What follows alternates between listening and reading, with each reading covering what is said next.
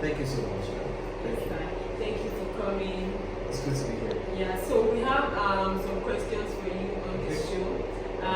We hope our audience that have been waiting to hear you will hear your answers today.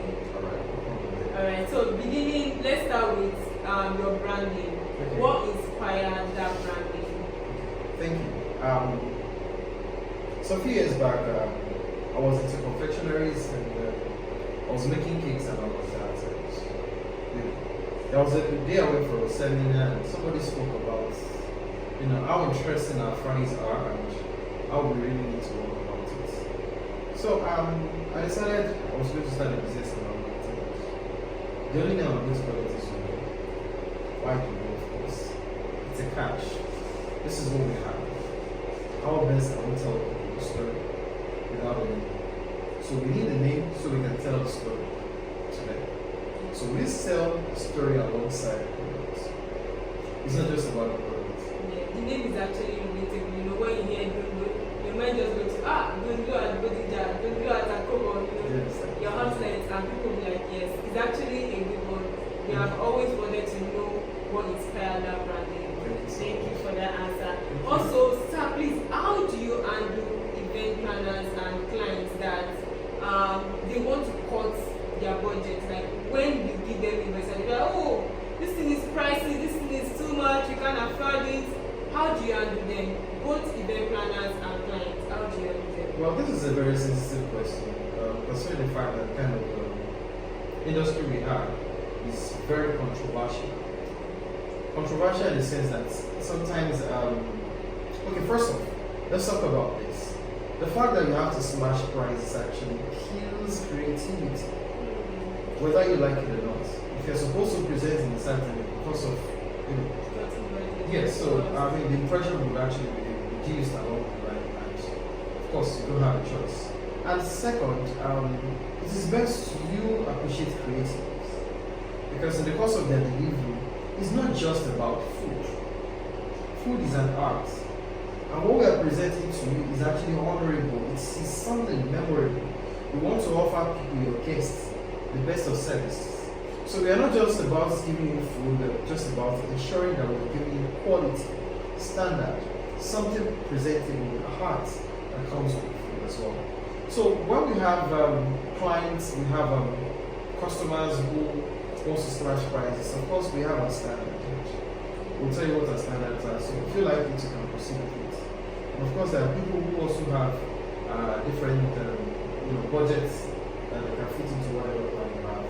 Of course we always be there to tell them exactly how you feel and exactly how much you're going to charge for that service. Yes. Okay, this brings me to another question of which of your menu is overhyped, and which one do you think people should love more? Like which of your menu on this small chops platter do you think, okay, this is one thing people always, they always buy and they always request for, and which one do you think people should look out for more, like that is more tasty than what they will eat? Oh, thank you. I think this is quite interesting. First off, we do not have any overhyped.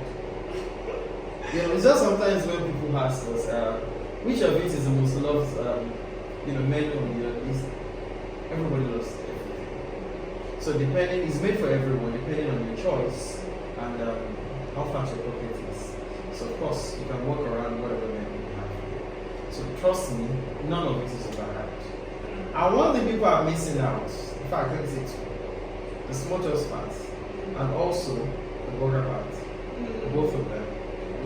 So of course everybody knows assignatory grills and all of those things. For those parts, a lot of people don't know a lot of things that are still inside the necessary. Yeah, that's nice. So you guys, that burger. Yeah, the burger. Look out for the crusty burger. Exactly. What do you guys? It's crusty. Crusty burger. Crusty chicken burger. Crusty chicken burger. Yeah, look out for it. And also, sir, what's your proudest moment since you started this as a career? Well, my proudest moment, can I think of any? I'm still looking forward. Yay! Yes. Over the years. Yes, over the years, of course, we've had so many wins, yes. We've had so many wins. we can't count. If you keep counting, of course, it will take a lot of time. But then, I'm still looking forward to more greatness. So, I don't think you're being humble now because you don't want to mention a specific moment. Well, we've had so many, like I said earlier, we've had so many. But then, I don't know, with me, you know, success is, to me, it's just on the face of moving on to the next one. So, I'm still not impressed with it. I still need to work on myself. You hear that, right? So, You're not stopping here. it's a work in progress. That's nice. Thank you for that. Okay, so what advice do you give someone? Because I know that you always say something. There's something I've heard you say. Most time, audience, please. You always say, "I fry for a living." Yes, I fry for a living. That's what I do. So, what advice will you give someone who wants to start frying for a living? Well, like I said, aside passion, it takes another thing to move it to the next level. Consistency. Be sure of what you want to chase and make sure you chase it well. Don't stop. Don't be distracted. Ensure you chase it well. And at the end of the day, be proud of yourself. So you hear that from the horse's mouth. And with this, we've come to the end of our episode today. Thank you for coming once again, sir. Thank you so much. We hope that when we call you again, you come over and over. Yes, I'll come again. Thank you, sir. So everyone, do well to like and share this episode. Thank you for listening and joining